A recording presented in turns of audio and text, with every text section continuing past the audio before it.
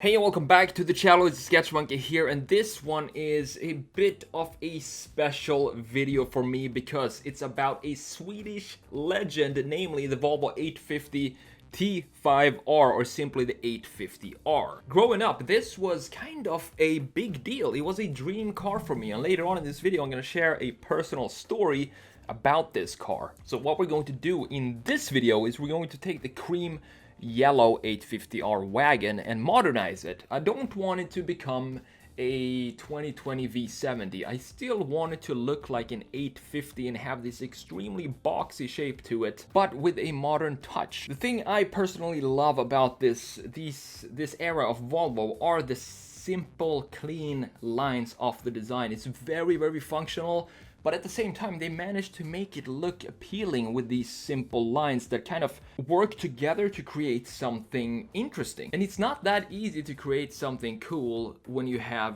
pretty much two boxes. So the 850 and the V70, the 740, the 240, they're all made out of two big geometries, and that is of course the greenhouse and the box if you look at the wagon, and then you have the hood in the front. So these are two boxes that became kind of the brand identity of Volvo at the time. So the Volvo 850 was first shown in June of 1991, and the car marked a departure for Volvo, featuring multiple unprecedented features for the company, such as a transverse 5-cylinder engine driving the front wheels, a delta rear link axle, a side impact protection system, and a self-adjusting front seatbelt mechanism. The Volvo 850 was introduced as a 1992 model, but the development of the 800 series began as early as in 1978 with the so-called Project Galaxy. And this resulted in the Volvo 850 and the smaller 400 series. And by the time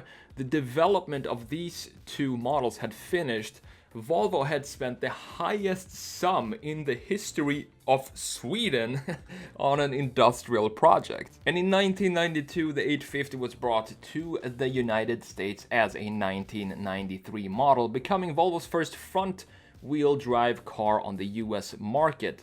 A wide varieties of Volvo 850s were sold here, with the first generation models produced between 1993 and 1994. And the 850 was of course available in both saloon and estate or wagon versions, with manual 5-speed or automatic 4-speed transmission. And beginning in 1994, a facelift for all 850 models was introduced. This facelift seems subtle. It altered the visual appearance of the car, featuring new front and rear bumpers, new headlights and indicators on the outside, and a new switchgear on the inside. But to me, this was a big change, because the first generation 850s from 91 to 94, to me, that looked too much like the Volvo 900 series, the 940, and it wasn't a far enough of a departure or evolution from the 900 series. But with this facelift that came in 1994, that to me was a huge difference, especially if you look at it from the rear. All of a sudden, these black parts, or the new graphics of the rear lights, it just makes it look like it's 5-10 years newer than the old and first generation of the 850. In August of 1994, the 850 Turbo was introduced for the 94 model year, as was the new 2.5 liter engine producing 225 horsepower, and this accelerated the 1994 850 Turbo from 0 to 60 in 7.1 seconds. Not too bad for a family wagon. For 1995 though, this is where the special limited edition 850 T5R was offered, and it was a commercial success and led to a second run of the 850 T5R in 1996. Originally, this car was supposed to be called the 850 Plus 5, and the vehicle was based on the 850 Turbo, utilizing a special ECU that added an additional 2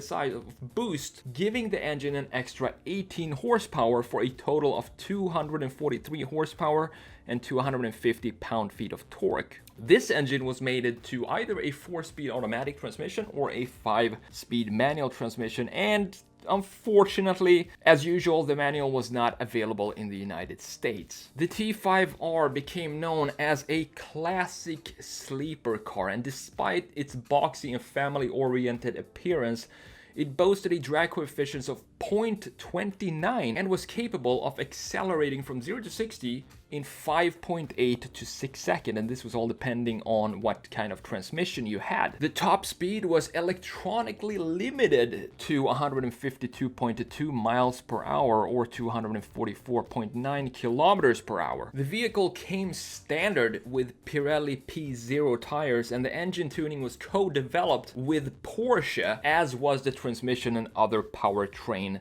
components. So the weird thing about the 850R and just the idea of making it is it just at the time it just felt so off for Volvo, which at the time and still is, it's such a family-oriented manufacturer focusing on safety. It's very Swedish, it's very calm and relaxed and doesn't make a lot of noise in the market space. And then they just came out and dropped the wagon, which is co-developed by Porsche. That is what I think makes it so special. Porsche also aided in designing some of the interiors, such as the Alcantara seat inserts. And these cars, they came equipped fully loaded. You only had a few options if you bought these new, and one of these options, for example, was heated rear seats. On the North American market, only two options could be chosen: a trunk-mounted Alpine 6 CD changer at no cost, 16-inch wheels for a smoother, more comfortable ride,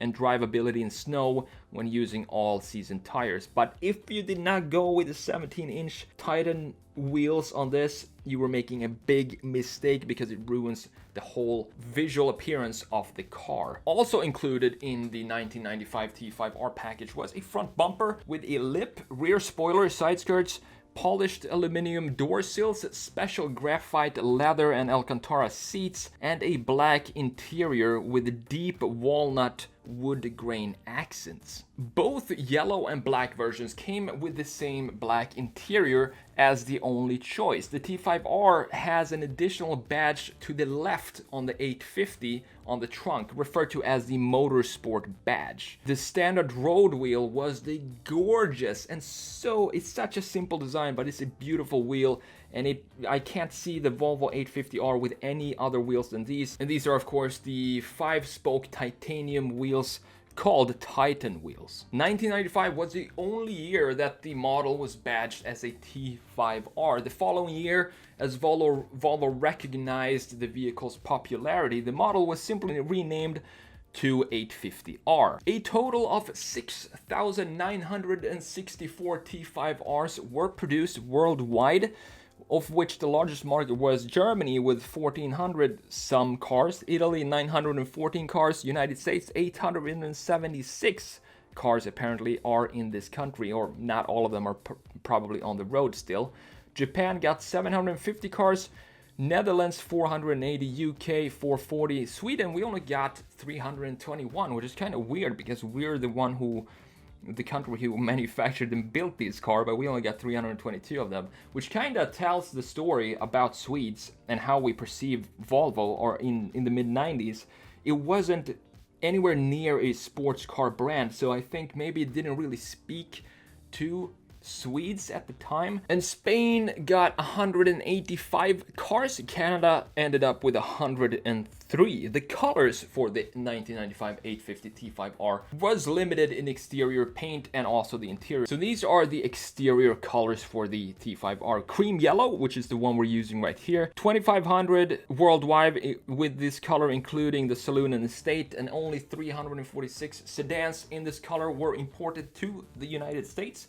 Wagons were even fewer, with only 49 wagons in cream yellow imported to the States. There is a funny story about this cream yellow, because in Australia it was marketed as faded yellow. So you might think, why is it called cream yellow in some countries, and then Australia they just decided to call it faded yellow? That's because the Volvo paint shops in Gothenburg in the mid-90s were aware of the capabilities of the paint, or the technology of the paint of the time, and they knew that the yellow, the specific yellow that they wanted for the 850 would not hold its luster under the unrelenting Australian sun. And they knew that the yellow would eventually fade, and they knew that in Australia specifically, if they applied this very bright yellow, it would eventually fade pretty fast. So that's why in Australia they decided to market the cream yellow 850R as a faded yellow. You could also have the 850R in stone black. Another color was olive green metallic with 1900 cars. However, not all countries got all the colors. Norway, for example, for some reason only received yellow T5Rs. 2 white and 2 aubergine and 3 gray T5Rs were also produced. The white and aubergine cars were pre-production cars, whereas the gray ones were produced by special demand for the Arabian market. Both aubergines, at least 1 gray and at least 1 white T5R, are still registered in Sweden as of 2014. So it's been 5 years. Hopefully they are still registered in Sweden today. I remember the first time that I saw a Volvo 850R wagon, and it was in red, and it was one of my neighbors had it, and it was it didn't have the 5-spoke wheels. It had the later, I think, 7-spoke wheels, and it looked so good. Still the same kind of titanium finish on the wheels. And I remember he was one of these cool kids in school. I didn't have a license yet. I was very young. I can't remember exactly how old I was. But I remember looking out the window and seeing the 850R there, and he just had gotten his license. And I thought to myself, why is the 850R sitting in the driveway when he has the license and he has the car right there? I thought to myself, if that was me, I would be out driving it 24/7, and I just couldn't understand why he just let it sit on the driveway. I love the look of it. I love the bright red color, and as I said, it was so unlike Volvo to create something like this, and that kind of made me like it even more. And I remember always knowing, you could always hear when he took off or when he came home, my neighbor that is, because the 850 in general, all 850 models, they have this very distinct engine sound or note or exhaust note. It's kind of a droning noise, and it's very hard to describe, but once you hear it, you know immediately that that's an 850.